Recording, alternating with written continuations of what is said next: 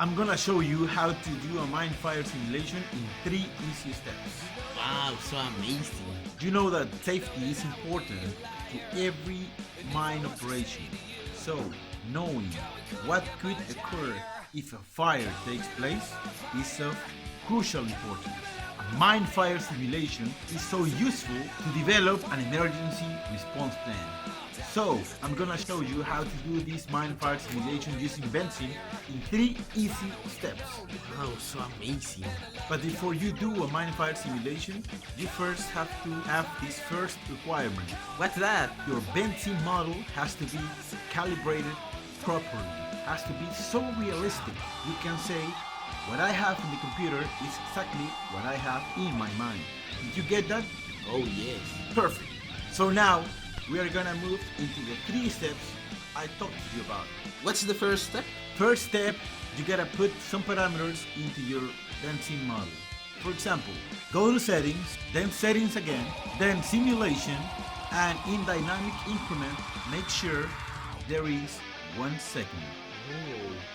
Also, we gotta make sure that natural ventilation and compressible flow are also activated, What do I have to do that for? because that will make our model more realistic.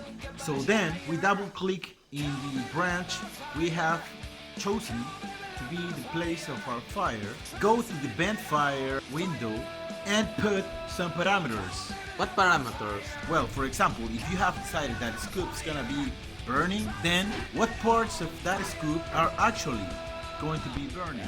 For example, the diesel, hydraulic oil, or the tires. Each one of them has a caloric value, and you have to put those caloric values into your parameters. And you add to those parameters a weight percentage. Yes. Or we can also use the default benzene values. They will give us good results as well. And what about time? Good call, Patiso. Don't forget to include time into your parameters. That time is not the time that the fire is actually gonna be burning, but is the time of our study. So I used to put there 60 minutes. Why is that? 60 minutes because we as engineers or safety engineers need to evacuate personnel before 30 minutes or as soon as possible. So we want to focus on 60 minutes as a time frame for our simulation. Also, we have to assign the burning rate.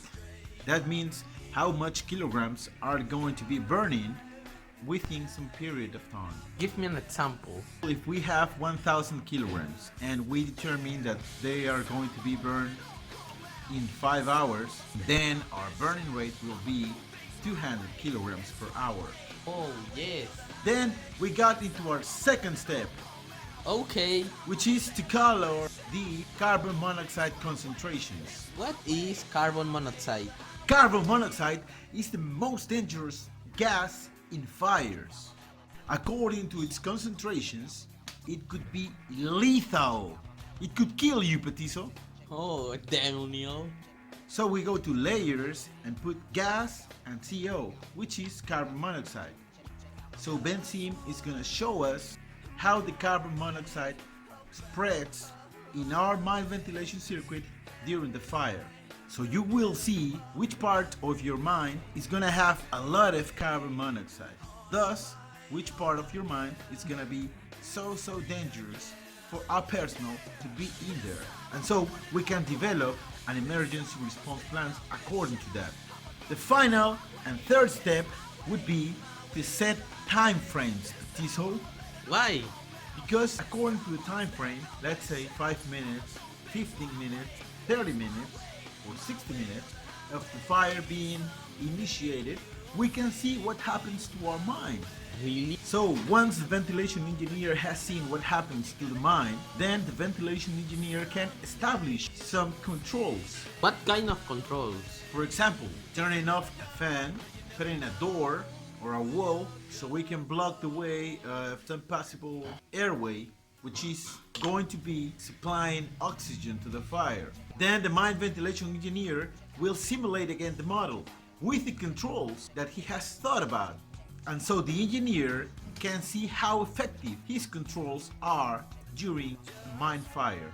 The idea is to direct all the fumes into our exhausting circuit.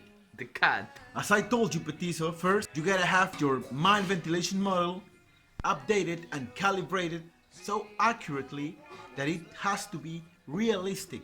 And if you want to know, Petiso, the basics of mine ventilation and also the advanced concepts, you may want to have this in your library. Oh. This is the McPherson book that I've translated thanks to Mine Ventilation Services that has all the knowledge you need to properly set your mine ventilation model. That was all for mine fire modeling, and if you have any questions, you just contact me and tell me your problem.